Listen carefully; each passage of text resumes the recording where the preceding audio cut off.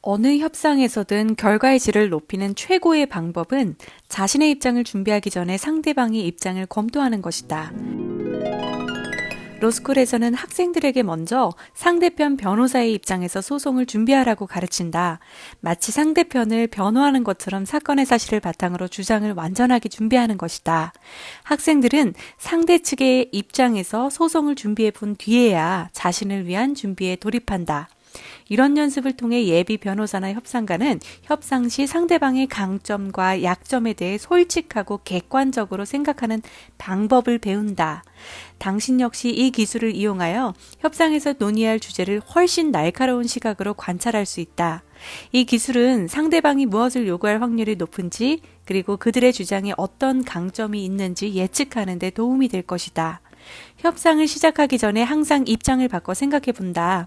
상대방의 입장에서 상황을 살펴보고 내가 상대방이라고 상상하고 이 협상을 통해 최고의 조건으로 거래를 성사하고 싶다고 생각한다. 상대방이라면 무엇을 요구하겠는가? 내가 취하는 입장의 강점과 약점은 무엇인가? 무엇이 더 중요한가? 그리고 무엇이 덜 중요한가? 까다로운 상대일수록 조건은 확실하다. 새로운 사무실의 임대차 계약을 협상할 때 요구사항이 많고 까다로운 주인을 상대한 적이 있다. 나는 기존의 사무실에 계속 머무는 편리함을 누리고 싶은 마음이었다. 하지만 5년짜리 임대차 계약에 발이 묶이고 싶지는 않았다. 필요할 경우 더 큰 공간으로 옮기거나 공간의 규모를 줄이는 유연성을 가지길 바랐다. 그래서 협상을 시작하기 전에 자리에 앉아 종이 한 장을 꺼냈다. 그리고 주인이 요구할 만한 사항을 생각나는 대로 적었다. 다 적고 보니 항목이 20가지 정도였다.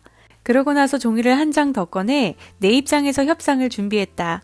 이렇게 사전에 주인의 입장에 대해 숙고한 덕택에 훨씬 나은 조건으로 거래를 성사할 수 있었다. 지금 생각해도 놀랍다.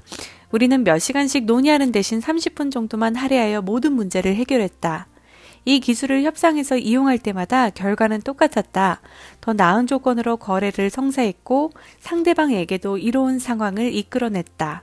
협상할 때 각 측에게는 대단히 중요한 사항도 있고 중요도가 중이나 하에 해당하는 사항도 있다는 사실을 기억하라. 협상이 성공적인 것은 양측이 가장 중요한 목적은 달성하고 덜 중요한 목적은 타협할 수 있었기 때문이다. 협상을 시작하기 전에 이런 크고 작은 목적을 종이에 적어보라. 그러면 훨씬 명확한 사고를 통해 더 효율적으로 협상하여 한결 나은 조건으로 거래를 체결할 수 있을 것이다. 모두를 위한 이상적인 결과. 우리는 몇 년 전에 뉴욕에 가서 수십만 달러의 수익을 올릴 만한 계약을 협상할 준비를 하고 있었다. 그래서 자리에 앉아 종이를 꺼내 우리에게 이상적인 해결책이 정확히 무엇일지 적어보았다. 우리는 이 계약의 조건을 협상하기 위해 하루를 통째로 빼놓았다. 하지만 논의를 시작하기 전에 이렇게 물었다. 이 논의가 대단히 성공적으로 진행된다면 여러분이 보시기에 완벽한 결과가 무엇이겠습니까? 상대방은 놀라는 눈치였지만 질문에 솔직하게 대답했다.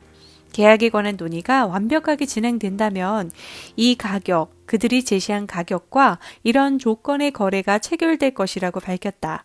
그것이 그들에게 이상적이고 그들의 생각에는 내게도 이상적일 것 같다고 말했다. 나는 답례로 나에게 이상적인 결과가 무엇일지 알려주었다. 다행히도 상대방이 협상을 통해 달성하려는 목적과 크게 차이가 나지 않았다. 우리는 작은 세부 사항에 대해 금세 합의하고 중요한 문제로 넘어갔다. 논의하는데 8시간은커녕 2시간도 채 걸리지 않았고 협상이 끝났을 때 양측 모두 만족할 수 있었다.